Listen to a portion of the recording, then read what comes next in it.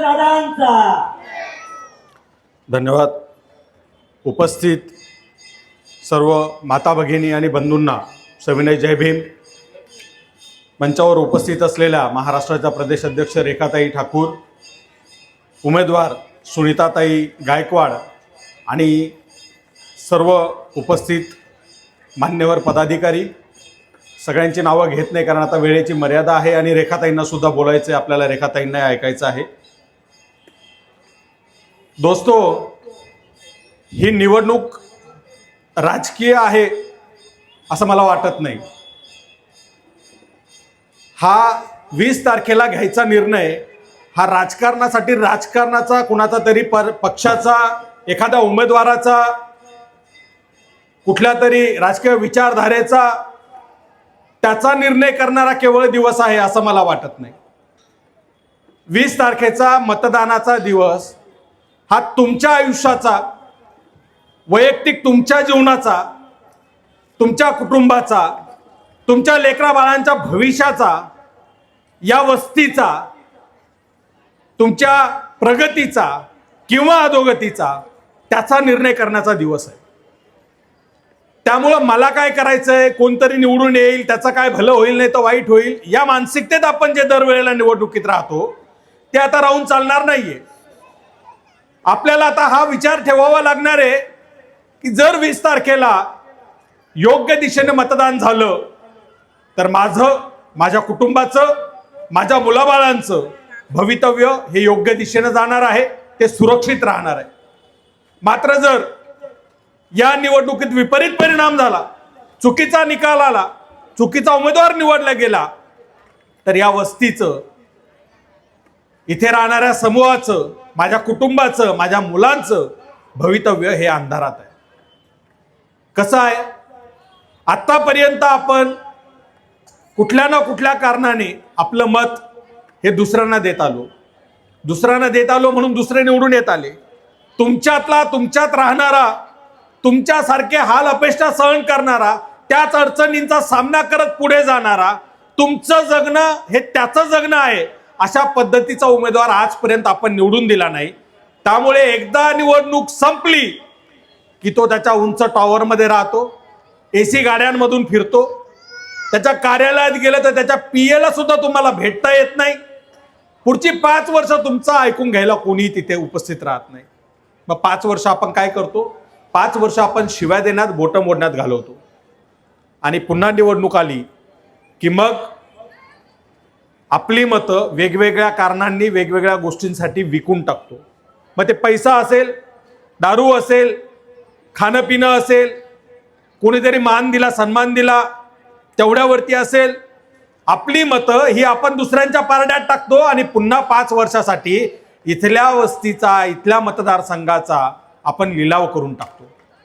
त्यामुळे कुठेतरी आता हे थांबलं पाहिजे असं जर वाटत असेल तर स्वतःच्या काळजावर हात ठेवून विचार करा।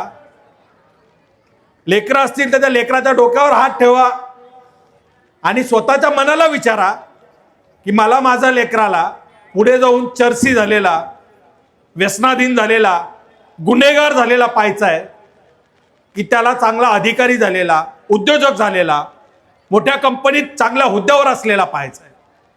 तुमच्या लेकराचं भवितव्य कसं हवंय तुम्हाला? जर तो गुन्हेगार हवा असेल, तो व्यसनाधीन झालेला चर्सी गंजेटी हवा असेल तर तुम्ही बिंदास इथं असलेले जे सगळे प्रस्थापित पक्ष आहे कुणालाही मतदान द्या, आम्हाला नका देऊ।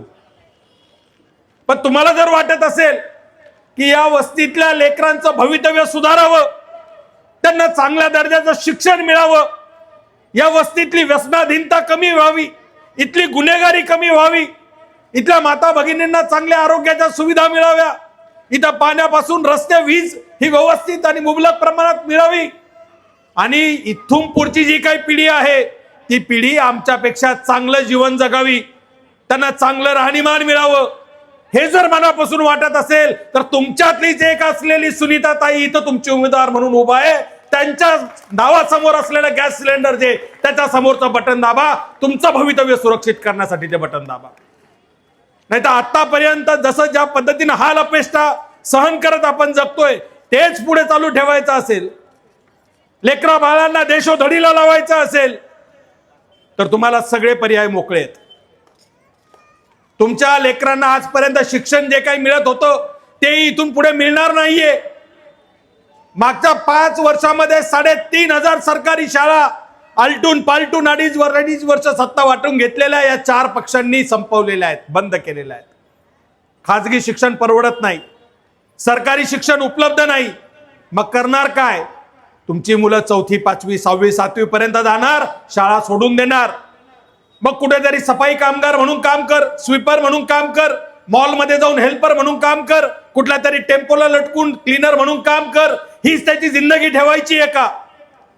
की त्याला चांगलं उच्च शिक्षण मिळावं, अधिकारी म्हणून त्याने मोठ्या हुद्द्यावर जावं, त्याला चांगलं प्रशिक्षण मिळावं, त्याने स्वतःचा उद्योग खोलावा आणि उद्योजक व्हावं, चांगला लाखो करोडोचा पैसा कमवावा आणि पुढच्या पिढ्यांचं भवितव्य बदलावं.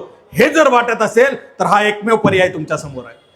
खराबीच करायची असेल भवितव्याची तर तुम्हाला शिवसेना, भाजप, 2 राष्ट्रवादी, 2 शिवसेना, काँग्रेस सगळे पडलेले आहेत. आज या सगळ्या पक्षांनी मिळून तुमच्या माझ्यातले जे काही 4-2 शिकले, पुढे गेले, नोकऱ्या लागल्या, त्यांना जाण्यासाठीचा जो मार्ग होता आरक्षणाचा, तो आरक्षणाचा मार्ग बंद करायला घेतलेला आहे. शिक्षणातलं आरक्षण बंद होणार, नोकऱ्यातलं आरक्षण बंद होणार, ओबीसीचं तर राजकारणातलं आरक्षण यांनी संपवून टाकलेलं आहे. सुप्रीम कोर्टाने 15 दिवसापूर्वी निकाल दिला की ओबीसीचं राजकारण वगळून निवडणुका घ्या. मग इथे बाळासाहेब जे म्हणतात की राज्यामध्ये मराठा खानावळ आहे, 2 मराठा खानावळ आहे, एक महाविकास आघाडीची मराठा खानावळ, दुसरी महायुतीची मराठा खानावळ. सगळ्या पक्षात असलेले मराठा नेते ठरवणार कोणाला काय द्यायचं आणि कोणाला काय नाही द्यायचं. त्यांच्याच पावण्या रवळ्यामध्ये सत्ता राहणार. गणेश नाईक तिकडनं भाजपवरती निवडून येणार, संदीप नाईक इकडनं राष्ट्रवादीवर निवडून येणार. बाप संविधानाचा विरोधक, पोरगा संविधानाचा रक्षक, राहताय कुठं? एकाच घरात. अरे याला काय लोकशाही म्हणतात? असं करून ठेवलं यांनी लोकशाहीचं. ही घराणेशाही आहे. कुठल्याही जिल्ह्यात जा आणि नावं काढा, हा याचा मेवना, तो त्याचा साडू, ही याची बहीण, तो त्याचा भाऊ. पावण्या रावळ्यांनी सगळं राजकारण वाटून घेतलेलं. 160 मराठा कुटुंबांमध्ये या राज्यातली सत्ता विभागली जाते. तुमच्या माझ्यासारखे रस्त्यावर राहतात, आपल्या हाताला काही येत नाही. काय येत नाही? कारण सभागृहात तुमचा माझा आवाज बनून जाणारा, तुमचं माझं जगणं माहिती असलेला माणूस नसतो. त्यामुळे तुम्हाला सगळ्यांना हात जोडून विनंती आहे. सुनीताताई म्हणाल्या का माझ्या भगिनीच इथे आहेत. ताई, ही ताकद आहे तुमची की इतक्या मोठ्या प्रमाणात महिला इथं आलेल्या आहेत. त्यांना लाडकं म्हणून फसवणारे भाऊ तिकडे सत्तेत बसलेत, पण या फसवल्या गेल्या नाहीत. यांना चांगलं माहिती आहे हे दोडके भाऊ आहेत, हे लाडके नाही आहेत. यांना पहिले 5 वर्ष आठवण नाही झाली बहिणीची. निवडणूक जवळ आल्यावर 1500 टाक, 3000 टाक, 4500 टाक, आणि वर जिल्ह्यात जाऊन पैसे आले का? पैसे आले का? तुझ्या बापाचे पैसे आहेत? आम्हाला विचारतो पैसे आले का? पैसे आमचा घामाचा, कष्टाचा, आमचा टॅक्सचा पैसा आहे. तो आमच्या खात्यात आला तर काय चुकलं? उलट तू फक्त 1,500 देतोय. बाळासाहेब म्हणतात जर वंचितची सत्ता आली तर आम्ही 3,500 रुपये प्रतिमाह देऊ.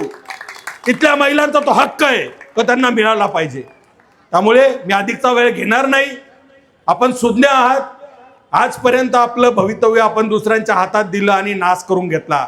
आज पहिल्यांदा संधी आलेली आहे. तुमच्यातली एक माता भगिनी, एक महिला या ठिकाणी उमेदवार म्हणून उभा आहे. तुम्ही सुनीता गायकवाडला उमेदवार म्हणून नका बघू, तुम्ही स्वतःला उमेदवार म्हणून बघा. तुम्ही तुमचं मत तुम्हाला द्या, गॅस सिलेंडरला द्या. एवढी या ठिकाणी विनंती करेल आणि थांबेल. धन्यवाद. जय भीम.